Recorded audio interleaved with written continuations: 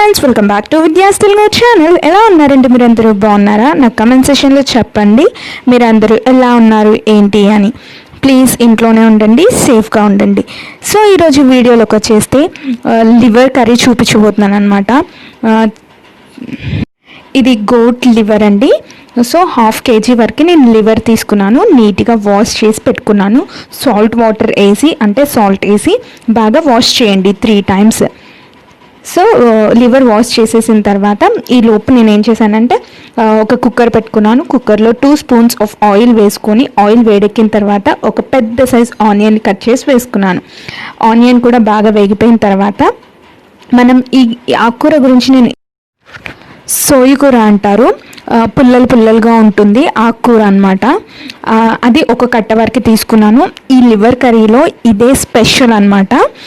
ఈ ఆకుకూర కనుక వేసుకుంటే చాలా బాగా వస్తుంది టేస్ట్, లేదంటే రెగ్యులర్ నాన్ వెజ్ రెసిపీస్ లాగే ఉంటుందన్నమాట. సో ఈ సోయికూర అనేది తప్పకుండా వేసుకోండి, అస్సలు స్కిప్ చేయకుండా వేసుకోండి. సో సోయికూర అనేది ఒక కట్ట వరకు వేసుకున్నాను. తర్వాత 1 tablespoon ఆఫ్ పసుపు వేసుకున్నాను. తర్వాత 1 tablespoon ఆఫ్ అల్లం వెల్లుల్లి పేస్ట్ కూడా వేసుకున్నాను. పచ్చి స్మెల్ పోయేంత వరకు ఫ్రై చేసిన తర్వాత ఇప్పుడు లివర్ అనేది వేసుకోండి. లివర్ బాగా ఫ్రై చేయాలి ఆయిల్లోనే. లో ఫ్లేమ్లో పెట్టుకొని ఒక 10 minutes వరకు ఆయిల్లోనే బాగా ఫ్రై అవ్వనివ్వాలన్నమాట. అప్పుడు ఏమవుతుందంటే ఉబ్బుతుంది అనమాట. లివర్ అనేది ప్లఫీగా అవుతుంది. కొంచెం ఫ్రై అవుతున్న కొద్దీ లివర్ అనేది ఉబ్బుతుంది అనమాట. సో ఇలా బాగా ఫ్రై చేసుకోవాలి. మీరు కూడా ఇలాగే చేసుకుంటారా? ఈ కర్రీస్, నాన్ వెజ్ కర్రీస్లో ఏమైనా ఆకుకూరలు చేసుకుంటారా? నాకు కూడా కామెంట్ సెక్షన్లో చెప్పండి. ఎలా చేసుకుంటారు ఏంటి అనేది నాతో కూడా షేర్ చేసేసుకోండి. సో బాగా ఫ్రై చేస్తూ ఉండాలండి. ఇలా అప్పుడప్పుడు కలుపుతూ ఉండాలి. 2 minutes ఒకసారి అలా ఫ్రై చేస్తూ ఉండండి కలుపుతూ. ఎంతసేపు మనం ఆయిల్లో ఫ్రై చేసుకుంటే అంత టేస్టీగా వస్తుంది ఈ కర్రీ. ఇప్పుడు టేస్ట్కి సాల్ట్ వేసుకోవాలి. ఇక్కడ 1 tablespoon వరకు సాల్ట్ వేసుకున్నాను. అండ్ 2 tablespoon వరకు కారం వేసుకున్నాను. కారం అనేది కొంచెం ఎక్కువనే వేసుకుంటే బాగుంటుందన్నమాట నాన్ వెజ్ రెసిపీలో. నేను 2 spoons వరకు వేసుకున్నాను ఇక్కడ కారం. సో కారం, ఉప్పు వేసుకొని చాలా మంచిగా కలిపేసుకోవాలి ఇలాగా.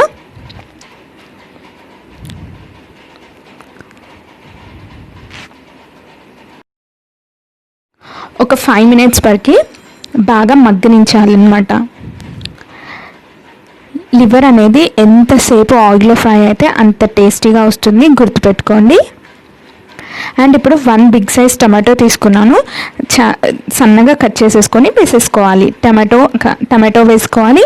ఇందులో మనం చింతపండు కూడా యూజ్ చేస్తాము, అందుకే 1 tomato సరిపోతుంది. 1/2 kgకి 1 tomato అయితే సరిపోతుంది. అండ్ చింతపండు కూడా వేసుకుంటాం కాబట్టి టమాటో తగ్గించుకుంటే మంచిది.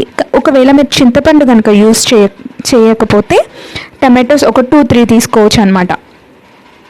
సో నేను ఇప్పుడు చింతపండు కూడా వేసుకున్నాను. కొద్దిగా ఒక 2 రెక్కల చింతపండు అయితే సరిపోతుంది, మరీ పుల్లగా అవసరం లేదు. కరెక్ట్గా ఉంటుందన్నమాట. 1 tomato-కి 2 రెక్కల చింతపండు అనేది చాలా కరెక్ట్గా వస్తుంది. లేదు మేము చింతపండు వేసుకోము అని అనుకున్న వాళ్ళు ఒక 2-3 tomatoes వేసుకోవచ్చు. అలా మగ్గిపోయిన తర్వాత ఇప్పుడు ఒక 1/2 tablespoon గరం మసాలా, కొద్దిగంత జీలకర్ర పొడి, కొద్దిగంత ధనియాల పొడి. ఈ 3 కనుక మీకు ఇష్టం అండి, కొంచెం హాఫ్ స్పూన్ వేసుకుంటే కనుక టేస్ట్ వస్తుంది. సో ఈ 3 వేసేసుకొని కలిపేసుకొని ఇప్పుడు గ్రేవీకి సరిపడంత వాటర్ వేసుకోవాలన్నమాట. అండ్ లివర్ కూడా బాయిల్ అవ్వాలి కాబట్టి కొంచెం వాటర్ వేసుకోండి.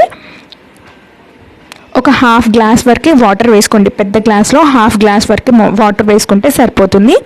సో ఇప్పుడు వచ్చేసి విజిల్ పెట్టేసుకొని, మామూలుగా మనం మటన్కి వచ్చేసి 8 whistles వరకు పెట్టుకుంటాము.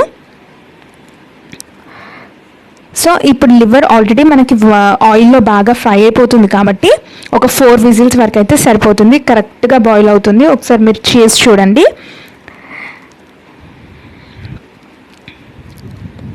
కరెక్ట్గా 4 whistles తర్వాత స్టవ్ ఆఫ్ చేసేసి అంతా ఒకసారిగా మిక్స్ చేసేసుకొని సర్వ్ చేసేసుకోండి. ఈ కర్రీ చపాతీలోకి కానీ రైస్లోకి కానీ ఎంత ఎమ్మీగా ఉంటుందంటే అంత టేస్ట్ వస్తుంది సోయి కూర వల్ల. సోయి కూర అయితే అస్సలు స్కిప్ చేయకండి. సోయి కూర వేయడం వల్ల, చింతపండు వేయడం వల్ల మంచి టేస్ట్ వస్తుంది అనమాట. సో మీకు ఈ వీడియో కనుక నచ్చినట్లయితే లైక్ చేయండి, షేర్ చేయండి, సబ్స్క్రైబ్ చేయడం అస్సలు మర్చిపోవద్దు. Please subscribe to my channel.